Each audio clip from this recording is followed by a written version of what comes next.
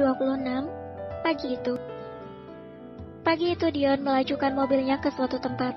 Hari libur seperti ini, biasanya dia hanya berdiam diri di apartemen dan menghabiskan sebagian waktunya sambil rebahan. Tapi entah kenapa sekarang dia sudah berada di jalanan menuju ke sebuah tempat. Semenjak bertemu dengan Joyce, pikiran Dion menjadi tidak karuan. Pria itu selalu memikirkan gadis tersebut, dimanapun dia berada. Padahal dia tahu kalau Joyce sudah tidak mau berhubungan lagi dengannya. Dion tahu akan hal itu, tapi entahlah, naluri hatinya mengatakan jika pria itu ingin bersama Joyce kembali. Setengah jam kemudian Dion menyadari saat menemukan dirinya berada di depan apartemen Joyce. Pria itu memaki dirinya sendiri, karena pasti dia akan semakin ingin bertemu dengan gadis itu kalau dia tidak secepatnya menginjak gas dan pergi dari sana.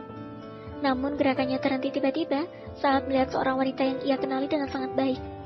Wanita itu keluar dari gedung apartemen tersebut dan berjalan menuju ke arah berlawanan. Ya, wanita itu adalah Joyce. Joyce menyeberang jalan dan masuk ke sebuah toko yang ada di seberang sana. Joyce hanya memakai celana berwarna coklat sepanjang mata kaki dan kaos lengan pendek berwarna putih. Dengan memakai sandal jepit berbulu dan juga rambutnya diikat ke atas, membuatnya terlihat seperti baru saja terbangun dari tidur. Meskipun begitu, bagi Dion, Joyce adalah wanita yang paling cantik yang pernah dia temui.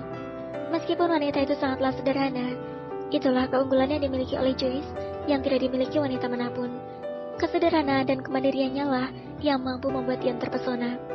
Setelah beberapa menit kemudian, Joyce sudah kembali membawa kantong plastik besar berisi beberapa cemilan dan minuman kaleng yang baru saja dia beli di toko seberang itu. Jemari Dion mengetuk kemudian dengan irama teratur, tanda bahwa dia sedang memikirkan sesuatu. Dion tahu jika kesempatannya saat ini tidak datang dua kali. Bahkan meski ia bertemu dengan Joyce di kemudian hari, mungkin dia tidak akan seberuntung kali ini.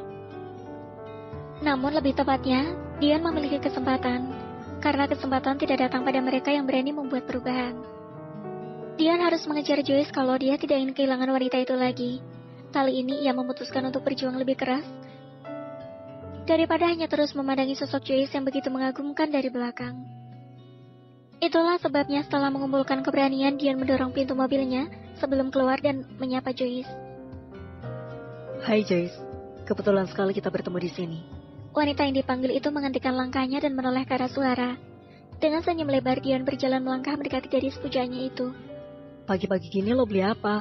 Kenapa nggak beli sarapan yang enak aja, malah beli makanan ringan seperti ini? Joyce memutar bola matanya. Kurang kerjaan banget sih lo. Pagi-pagi udah di depan apartemen orang, ucap Joyce. Gue nggak tahu loh kalau ternyata lo tinggal di apartemen ini. Bohong Dion. Joyce berdik. Terus lo pura-pura kalau kita kebetulan ketemu gitu. Dion kehabisan kata-katanya. Pria itu hanya menggaruk tangguknya yang tidak gatal. Terserah lo deh. By the way, gue boleh nggak ikut habisin makanan ringan lo itu? Sepertinya kali ini rencananya berhasil, karena Joyce langsung jalan begitu saja, sedang Dion mengikutinya.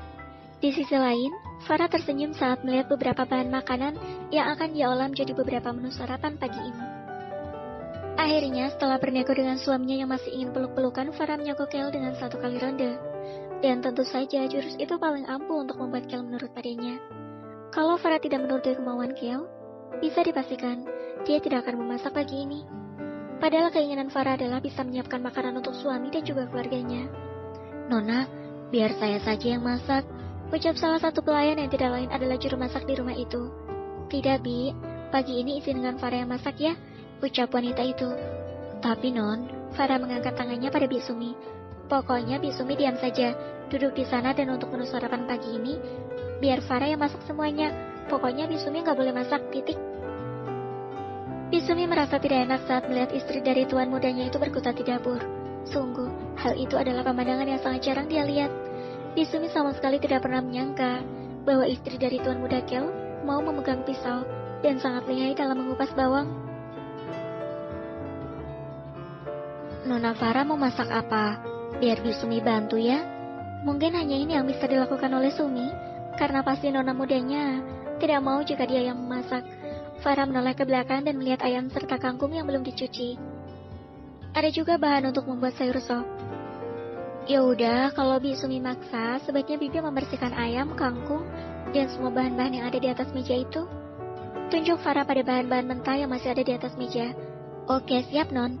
Pisumi mengambil bahan-bahan masakan itu dan kemudian mulai mencucinya satu persatu. Wanita parubaya itu bahkan sampai tidak tahu apa yang harus dilakukan ketika semuanya sudah dilakukan oleh Farah. Ternyata selain cantik dan baik, Non Farah ini jago masak ya, ucap Pisumi.